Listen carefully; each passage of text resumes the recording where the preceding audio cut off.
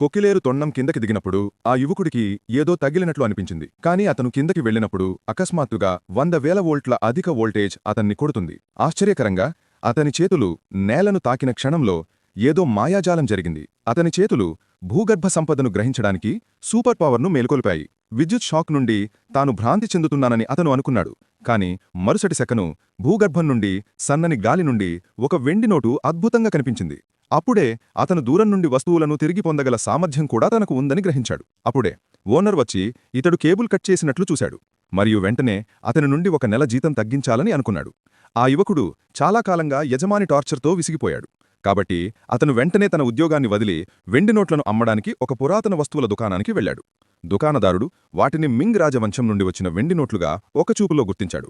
మరియు వెంటనే 20,000 యువాన్ల అధిక ధరను అందించాడు. అతను సంపాదించిన డబ్బును తన తండ్రి ఆసుపత్రి ఫీజు చెల్లించడానికి వెళ్లాడు. కాని తదుపరి ఖర్చులు కనీసం 10 మిలియన్ యువాన్లు అవుతాయని అతను తెలుసుకున్నాడు. అతను వెంటనే నిధి కోసం వెతకడానికి పురాతన శిథిలాల సుందరమైన ప్రాంతానికి వెళ్లాడు. ఆశ్చర్యకరంగా అతను నేలపై ఏదో కొట్టినప్పుడు అతను కాలిపోయాడు మరియు కేకలు వేశాడు. కాబట్టి అతను మళ్లీ ప్రయత్నించాడు. ఊహించని విధంగా 5 మీటర్ల భూగర్భంలో టోంగ్బావ్ రకానికి చెందిన 2 పెద్ద రాగి నాణ్యాలు ఉన్నాయి. అతను వెంటనే వాటిని తిరిగి పొందడానికి మాయాజాలాన్ని ఉపయోగించాడు. అయితే అప్పుడే అత్యంత ధనవంతుడు అక్కడి నుండి వెళ్లాడు. ఆ యువకుడి చేతిలో ఉన్న రాగి నాణేలు ఇప్పటికీ విలువైనవే అని అతను వెంటనే గుర్తించాడు. ఈ గొప్ప కీటక రాజవంశం చరిత్రలో నమోదు కాలేదని, కేవలం 10 సంవత్సరాల ఉనికి తర్వాత నాశనం చేయబడిందని ఆ ధనవంతుడు వివరించాడు. అందువల్ల రాగి నాణేలు అధిక సేకరణ విలువను కలిగి ఉన్నాయి. కాబట్టి అతను వెంటనే వాటిని కొనడానికి 1 మిలియన్ ఇచ్చాడు.